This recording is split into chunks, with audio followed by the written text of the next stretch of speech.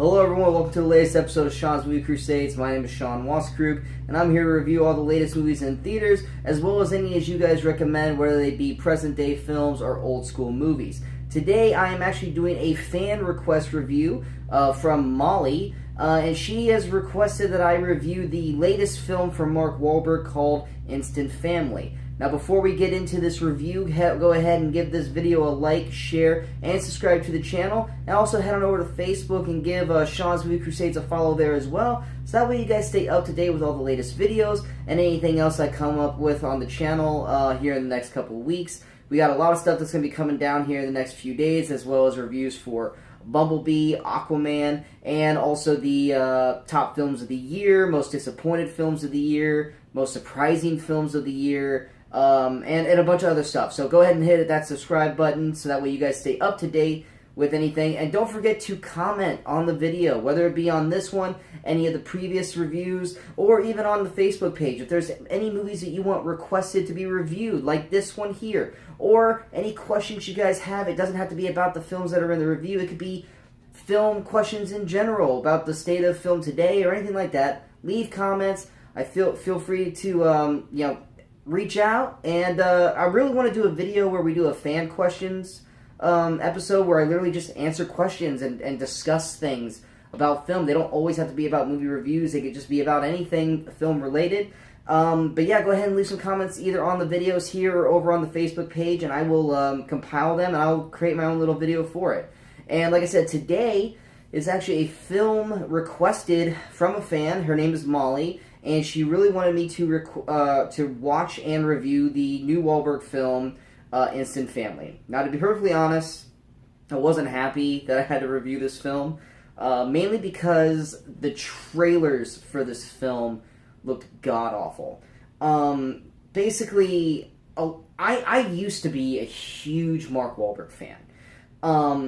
I loved him in The Departed, Italian Job, many other films that are escaping me right now. He was a great movie star. He was getting those action roles. I really enjoyed watching him. But over the past couple years, I either I've just kind of gotten stale to the guy, or his film choices have not been great. Whether it be the Daddy's Home and Daddy's Home 2, which were complete duds. I mean, they had their moments, but for the most part, those movies were not very good. Or the two latest snoozers of the Transformers films that were just god-awful. I mean, the Transformer films have been god-awful in general, but the last two with Wahlberg have just been utterly ridiculous, mainly because I can't buy Mark Wahlberg as being a scientist in the films. That right there was already too unbelievable, and it was a movie about, big robots. And also, of course, the latest one, which a lot of people liked the movie, but it really rubbed me the wrong way, and that was Patriots Day, where basically it's about the Boston Marathon bombing, which was a very well done film if you took Mark Wahlberg's character out of the film. It really bothered me that he was playing a character that he basically wasn't even a real person in the film, or he wasn't a real person during the events of the bombing. He was basically a character that was created for the movie to basically move the plot. And I didn't really like that Wahlberg basically played the guy who basically unfolded everything. And they made the film seem like, in terms of the true story, that without Wahlberg's character, they would have never found the bombers or anything like that, which is utter bullshit. And that really rubbed me the wrong way when that film came out, and knowing that that was the character that Wahlberg had played. And so I kind of had a bad taste in my mouth with Wahlberg. And when I saw the trailer for Instant Family, as much as I like Rose Byrne, or Byrne, it's Byrne or Byrne, I always say it wrong. As much as I like her, this trailer just looked really bad. It just looked like another family comedy that was just kind of a dud, like Daddy's Home. Here's and this. I'll roll this into the actual general plot of the film as well.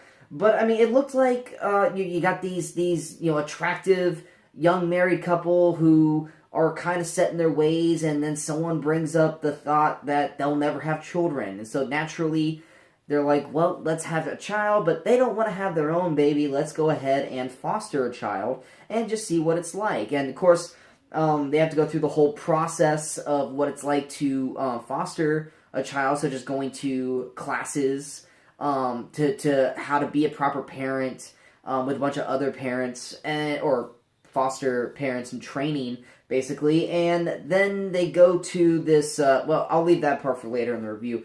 But basically, they meet a teenager named Lizzie, played by Isabella Moner.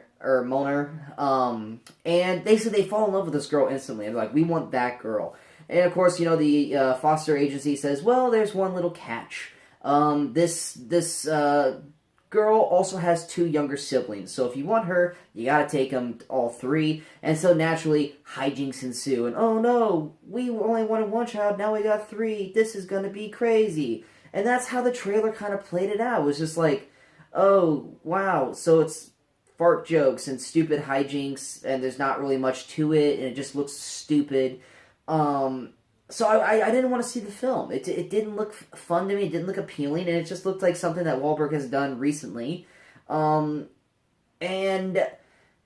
I was, and like I said, so when Molly had requested this film, I was like, I really don't want to see this movie, but since you're the first person that's actually requested a movie to be reviewed by me, I gotta do it. So I basically sat down begrudgingly and turned on the movie, and was pleasantly surprised. It is not at all what the trailer advertises it to be. Now, yes, there are hijinks and stuff in the film, but there's so much more to it. It's actually a great family drama, with comedy that is brought, but the good thing about the comedy that the trailer doesn't really show, or they do show it, but they show it in poorly timed sequences that just made it seem like it was just a bunch of nonsense, is a lot of the comedy is very real to life, in a sense. So like the stuff that happens to them is not stuff that's just like happenstance craziness that happens because it's a comedy. It's stuff that would happen in an everyday situation.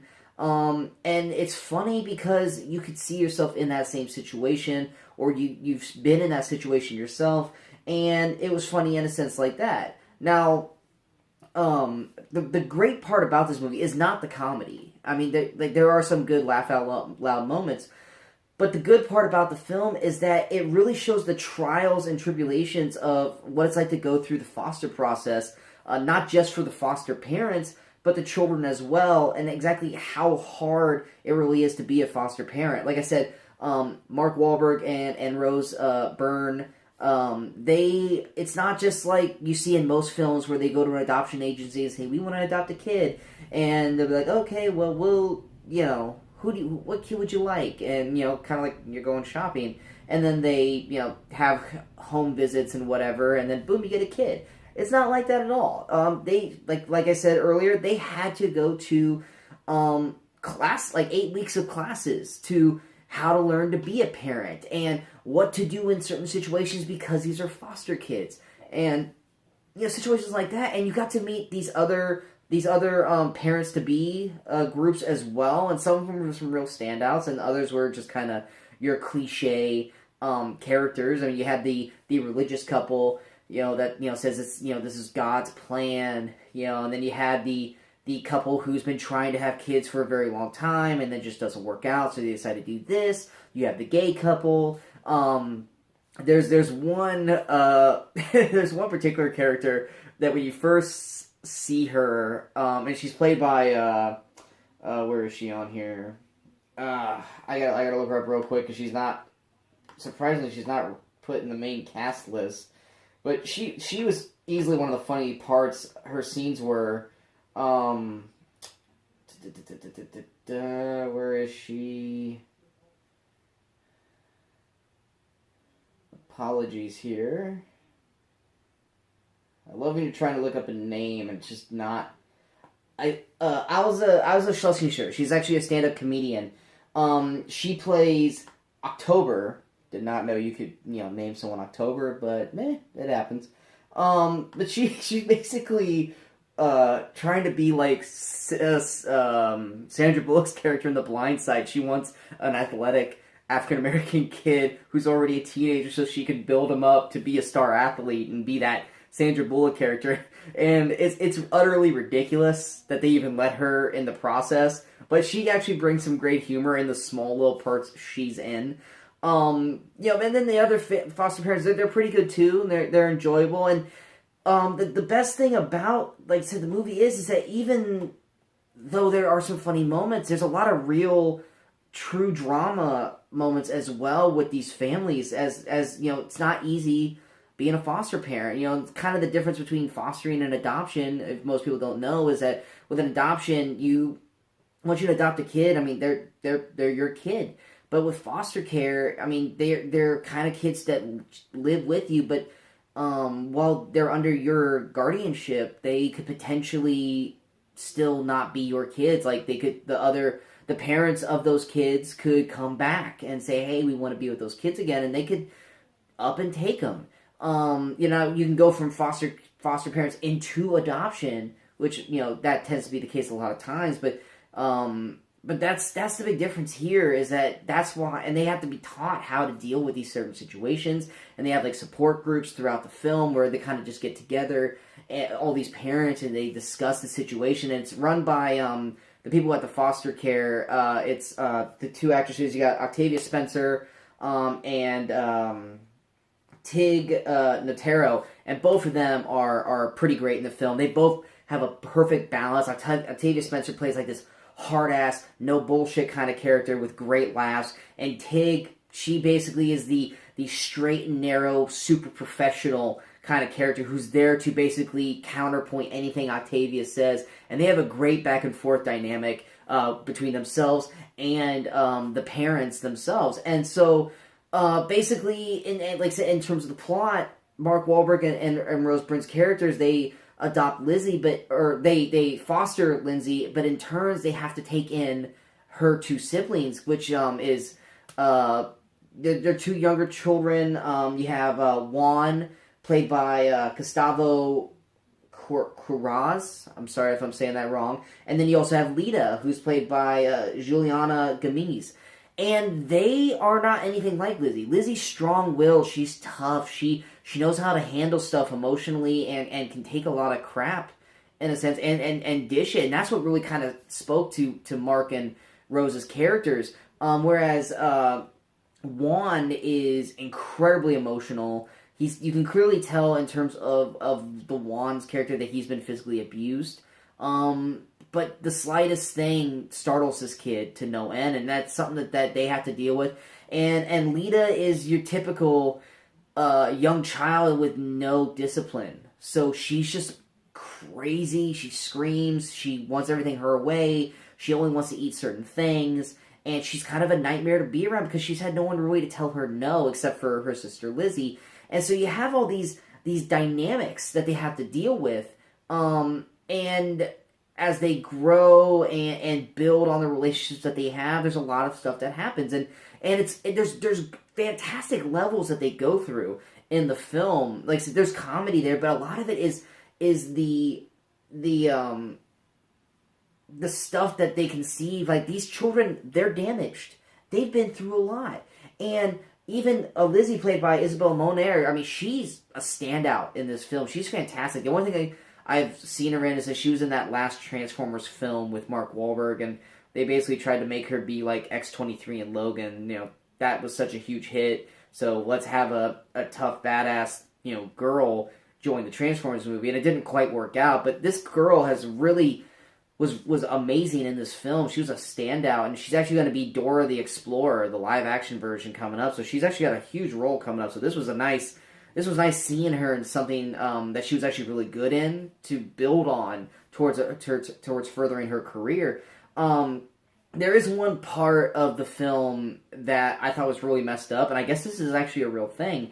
And to think of, to see it, I'm just like, there's no way this is a real thing. And I actually looked it up, and this is something legit. But there was kind of like this is not what it's called, but I'm going to call it. It's like a foster kid fair, where basically these foster parents, potential parents, they come to this fair and all the kids are there and they get to kind of just hang out and like kind of almost like judge, like almost like they're shopping around with all the kids around, and they'll hang out with the kid, and if the kid does something bad, they're like, oh nope, I don't want him, and they move on to the next one.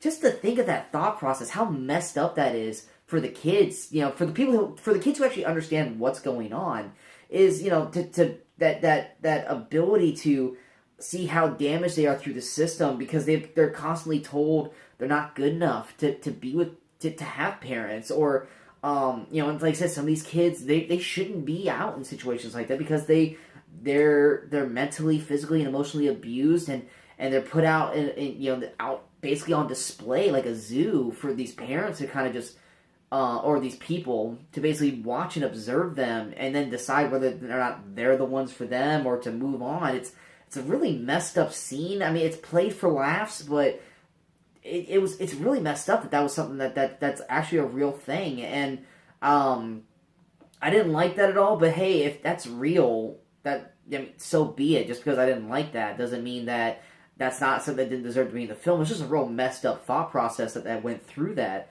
But it also further proves just how hard it is for a foster child to go through that, and when they get chosen by foster parents, why there is that weird dynamic when they come into a home, because these aren't their parents. They have parents. They have ambitions to get back to those parents, and these are just strangers who are taking them into their home. And sometimes they get bounced between different families and houses because it doesn't work out. So it's hard for them to gain trust, and you see that in these three children. And you see some of the cracks start to mend, and then some get reopened, and just the building process, especially the Lizzie character. You see her go through all sorts of different emotions throughout this film, and it's pretty amazing to watch. Standout wise, Wahlberg, like I said, this is probably the most dramatic I've seen Wahlberg be in a film in quite a long time. And it was really nice to kind of see him do something and different, than the latest films. Like I said, he was in Daddy's Home, where he was kind of like the tough guy dad. And then he had the Transformer films, which, like I said, he was pretending to be a badass scientist action hero.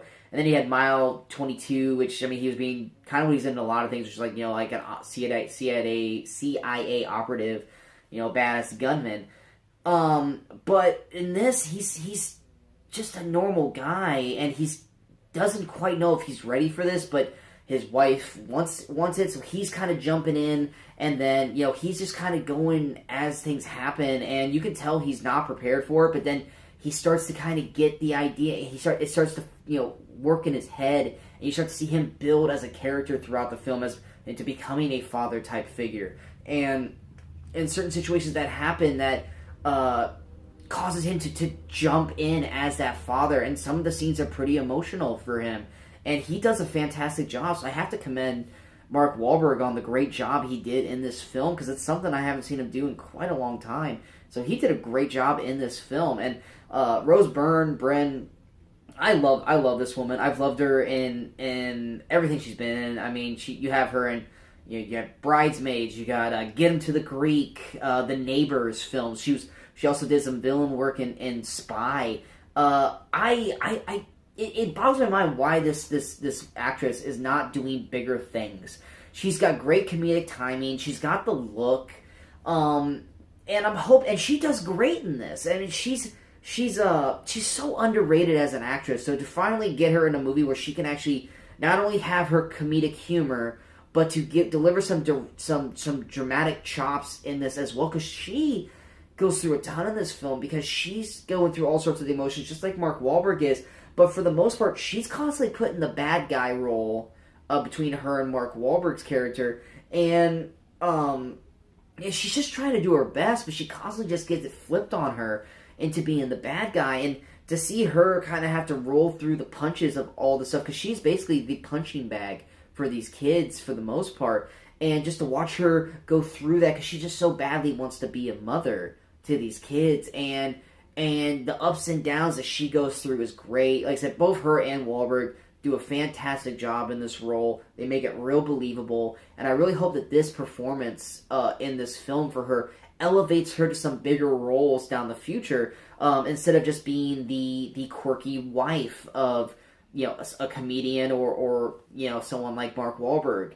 So I hope she actually starts getting a lot more out of this. And then, like I already said, Isabella Moner is fantastic as Lizzie.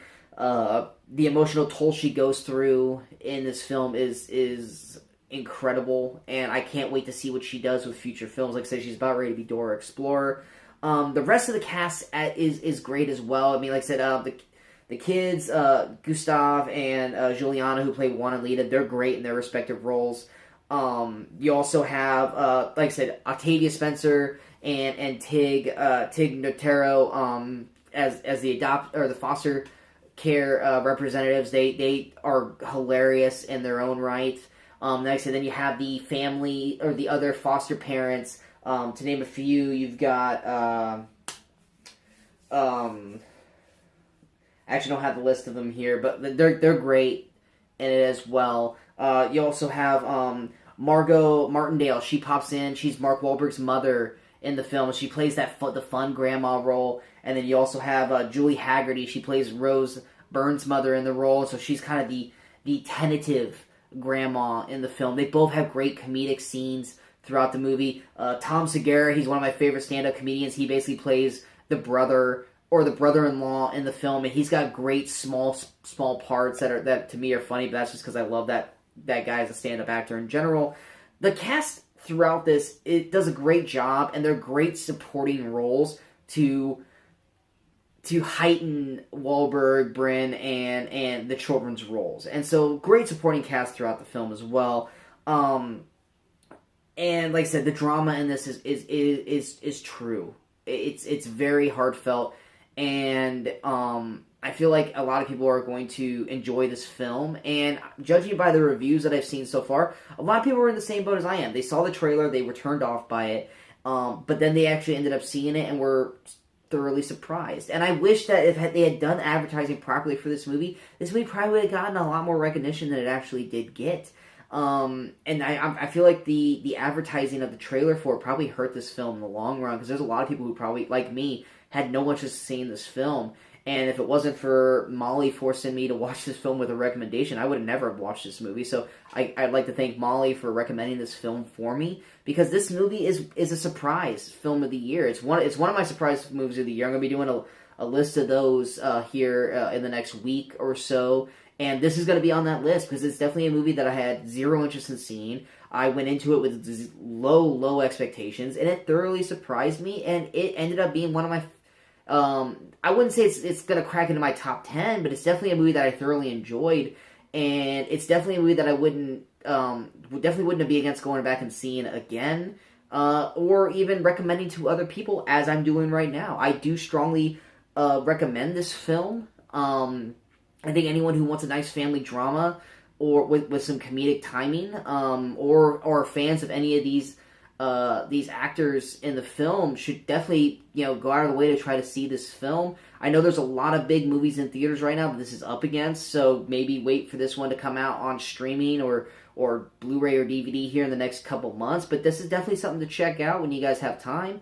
But yeah, the only thing I really have a legit problem with is right at the end of the movie, they literally, it's not even 2 seconds after the film, the actual film is ended, right before the credits start, they throw an ad in there for the actual foster care, and it's called instantfamily.org, and yes, I am giving it, an advertisement right now, but I didn't like that, and the reason why I didn't like that is that it felt like the movie, by doing that, it felt like the whole movie was one big ad for becoming a foster parent, where it kind of took me out of the film for that right when that film ended. I can't knock it too bad because they did wait until the actual movie itself was over, but it's just something I wasn't, it's kind of like with Black Klansman earlier this year, where they added all the Charleston stuff after the initial film. While it was powerful in that, I did feel that it kind of took me out of the film that I had just seen. While yeah, like I said, it was powerful and it was intense to see. It took me out of the overall film itself, and this kind of did too with the ad. And that's not saying that they shouldn't have done this, but I wouldn't have done it right as the film went to black. I probably would have waited a little bit further into the credits, maybe even at the end of the credits. But that was just kind of one knock for me that I wasn't really a big fan of. But anyway, that's basically it. Instant Family, 2 thumbs up. Highly recommend it. Definitely better than what I thought it was going to be. And that's basically it. So, now, like I said, don't forget to hit that subscribe button to the channel. And, like I said, I'm going to go see Bumblebee here tonight. I was going to see Aquaman as well, but I don't want to back-to-back those because they're 2 pretty lengthy films, and I don't want to go into the second one tired and have it affect me reviewing it. So I'll probably go see Aquaman on Christmas Day, and I'll have that review probably up that day. But also check out some other reviews. I'm going to try to go see the new Netflix movie that just came out, Bird Box. The trailer for that looked insane. So I'm going to try to get that checked out. Mowgli, that came out a couple weeks back. Got to get that checked out. And there's other films that have come out over the past year that I'm trying to catch up on, so that way I can give you guys a proper top films list at the end of the year. Obviously, there's some films that I'm just not going to be able to get to see. Mainly the Oscar favorites, because either they're not available right now where I'm at, such as like Green Book and stuff like that. If they come up, great. But as of right now, I don't know any way for me to be able to see those by the end of next week, which is basically the end of the year. So I'll give it the best top 10 films that I can for what I've actually seen. I got a lot of movies to watch. So expect a lot of reviews to come. Popping up on the channel, as well as the most disappointing films of the year, most surprising films of the year, which this will be on that list, and most anticipated movies of 2019. That's a film that I'm actually real excited to talk about, because we're going to be talking about a lot of films in that, for stuff that's coming out next year, because the slate for next year is insane. I thought this year had some big films. It is nothing compared to what is coming out next year. But for now, we're going to go ahead and cut this, and until I see you guys again, good morning, good afternoon, and good night, Movie Crusaders.